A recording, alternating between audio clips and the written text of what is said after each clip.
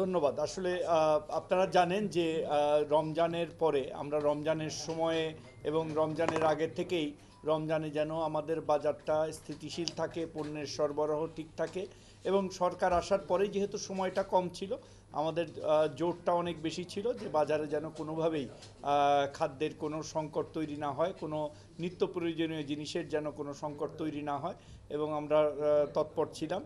এবং রমজানের পরে আমাদের যে নিজেদের মধ্যে যে বোঝাপড়া বা ইয়ে তেমন কোনোই ছিল না, স্মুথ বাজারটা ছিল।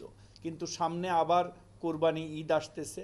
ঈদ আসলেই আমাদের দেশে কিছু লোক আছে যে সুযোগ সন্ধানী আমি বলবো, তারা মানে সাপ্লাই ঠিক থাকার পরেও আপনারা ওয়ালটন ফ্রিজ কিনে অনেকের মতো আপনিও হয়ে যেতে পারেন মিলেনিয়াল সেরা পণ্যের সেরা অফার। জানেন যে এবার ধানের বাম্পার ফলন হয়েছে এবং সেই সাথে সকল প্রয়োজনীয় যা জিনিস আছে সব কিছুই কিন্তু বাজারে অ্যাভেলেবেল আছে। তারপরেও দেখা যায় যে দুই এক জায়গায় জিনিসপত্রের দাম একটু বেড়ে যাচ্ছে।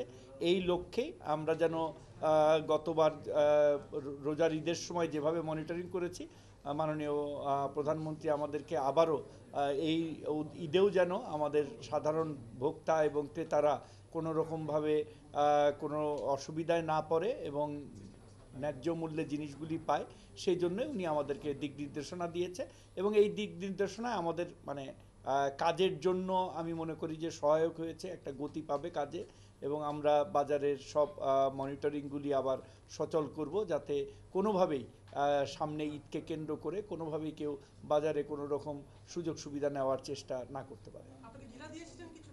না, এটা তো রেগুলার মনিটরিং। আমরা শোনেন, একটা তো হলো নর্মাল গতিতে আপনাদের কার্যক্রম চলে, আর একটা হলো বিভিন্ন পরিস্থিতিতে, রমজানে, ঈদে আমাদের বিশেষ ব্যবস্থা। উনি আমাদেরকে আমাদের অভিভাবক হিসাবে একটা রিমাইন্ডার দিয়েছেন, মনে করেছেন যে তাহলে হয়তো আমাদের কার্যক্রমটা আরও জোরদার হবে, দৃশ্যমান হবে।